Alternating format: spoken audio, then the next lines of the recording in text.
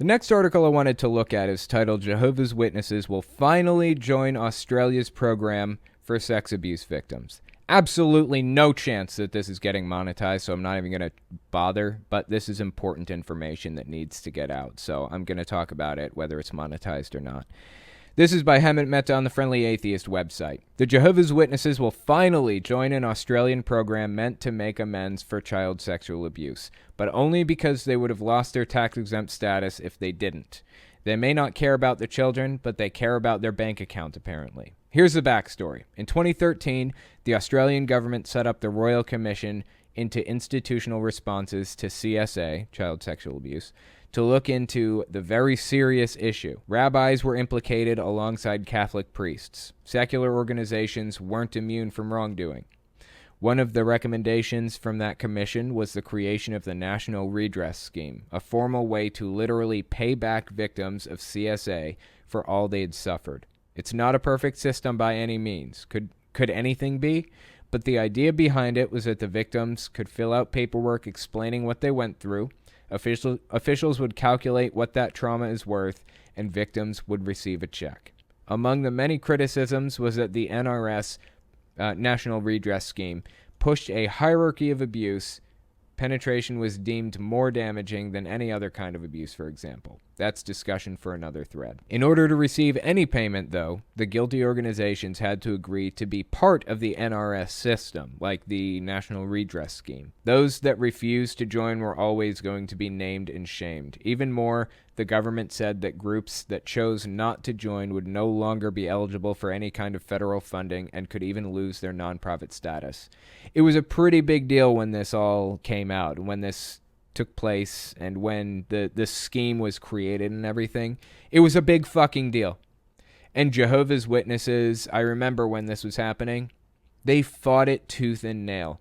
They refused to join the redress scheme, the NRS, to compensate the victims that they had failed as an organization. They refused to do it, even though they'd been found in a court of law to be guilty of ignoring these people's issues. Like, people were genuinely abused in Jehovah's Witnesses church, and it was the governing body's fault that it continued, because they kept their mouth shut.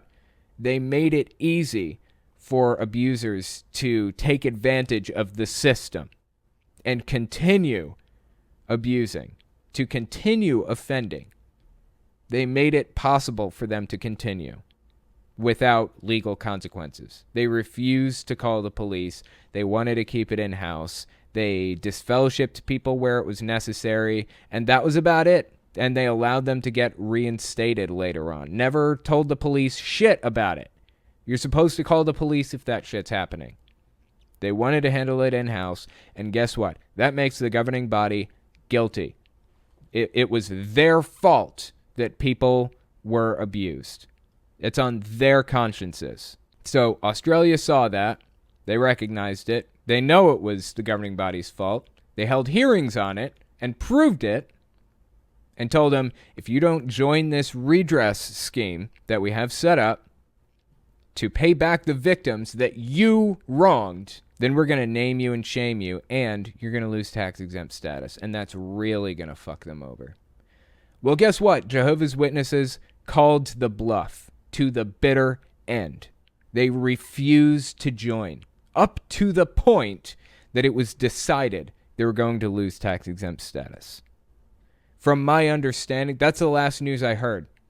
Jehovah's Witnesses are going to lose tax-exempt status in Australia. That's the last news that I heard on this subject. Until I saw this article, Jehovah's Witnesses will finally join Australia's program for CSA victims. So I guess they pushed it to the last possible second, the 11th hour, the 59th minute. They're finally agreeing to join the scheme to pay back survivors. Anyway, now that you have a little bit of background on it, let's keep reading this. Back in July, 6 organizations were announced as having not joined the program. One of them quickly signed up after that announcement. These were groups that were responsible for cases of CSA, but because they refused to take part in the National Redress Scheme, their victims' applications could not be processed. One of those groups was Jehovah's Witnesses. Big fucking surprise. In 2016, the Royal Commission said the witnesses did not adequately protect children from CSA. Why weren't the witnesses taking part in the National Redress Scheme? Why weren't the witnesses taking part in the NRS? This is a quote. Jehovah's Witnesses argued it did not have the institutional settings needed to be covered by the National Redress Scheme. Jehovah's Witnesses understand that to date, there have been less than 10 applicants to the redress scheme who have referred to the religion of Jehovah's Witnesses. The organization's Tom Pasipakovsky told the ABC, Jehovah's Witnesses have responded and will continue to respond directly to individual claims for redress in a caring, fair, and principled manner, taking into consideration the unique circumstances of each claim. End quote. This is Hemant Mehta speaking. That was about as comforting as the Catholic Church saying they would handle all abuse cases internally. If you were trustworthy in the first place, we wouldn't be in this mess. Agreed. Exactly. My big issue with this is the fact that Jehovah's Witnesses tend to treat things as sins rather than the crimes that they are. Jehovah's Witnesses, at least at one point over the past 20, 30 years, have been specifically instructed to keep things internal, to not alert the police to this stuff. Now, some elders have a conscience and they would do it anyways. But when you're when you're following instructions of the organization to which you've devoted your life, they want you to keep everything internal. They want you to treat it like a sin and not the crime that it is. That's a fucking problem for me. That's a problem. Get the police involved. You're not detectives. You can't, scrape under the fingernails for DNA evidence. You can't take fingerprints. You can't do retina scans and all of this other shit. You can't interrogate people, although they sure as hell try. You can't do this shit. You're not a police organization. Call the police in and let them handle it, instead of setting up a system that's easily manipulated by offenders, like they did over the past 30 years. There are a lot of victims in this situation, and it's fucking wrong. Let's continue with Hemant Mehta. Individual Catholic churches, by the way, joined the NRS. Even they knew this was preferable to dealing with a nonstop flurry of lawsuits. And not just a flurry of lawsuits, but also losing tax-exempt status, being named and shamed. Those are pretty bad situations for churches. But not the witnesses. They believed they were above all this. A few months ago, the government said it would prepare legislation to make good on their threats to revoke the tax-exempt status of those non-participating organizations. That included the witnesses. And now the witnesses have caved. Here's a quote. Now that the law requires charities to join the scheme, Jehovah's Witnesses will comply, it said in a statement to AAP on Wednesday. How convenient. Jehovah's Witnesses believe that it's their responsibility before God to respect and cooperate with the authorities, said Social Services Minister Ann Rustin. It is disappointing survivors who have named the Jehovah's Witnesses have been forced to have their application for redress on hold this long, while the organization has been unwilling to join. End quote. This is Hemant Mehta again. Like I said earlier, the witnesses are doing this because it affects their bottom line, not because they give a damn about the children their leaders abused. It's about damn time this happened. Honestly, I don't know that it's about their bottom line, though. Bizarrely, they refuse to participate in anything, even when it wouldn't cost them a fucking penny. It's like they refuse to take part in some of this stuff, not just the redress scheme. That's probably about their bottom line. But other, government functions and other government events like this, it's like they refuse to take part in this stuff out of principle. Like they want to be their own full-fledged government. And if they're involved in the government in any way, shape, or form, then that's ruining that for them. I mean, that's kind of the position that they've held for decades and decades, Jehovah's Witnesses never wanted to get involved in politics or government in any way, shape, or form.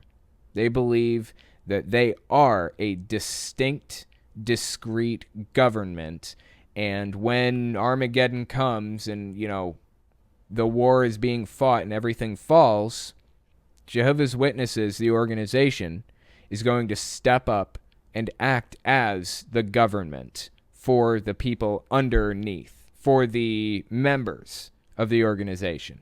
They believe that they are their own government, and they try to act like it. That's why this is all a problem in the first fucking place. Because they don't want to get the police involved. But strangely, they had no problem joining the United Nations as a non-government organization for 10 years. From like 1992 to 2002 or something like that. Interesting. They take a moral stand on not calling the police when there's CSA taking place. Handle it internally because we don't want the government involved in our lives. But they don't have a problem being members of the United Nations. The organization, the UN, the organization that they believe is the great beast described in Revelations. But they're a member of it. And what reason did they give for being a member all that time? So that they could use the UN libraries. Okay.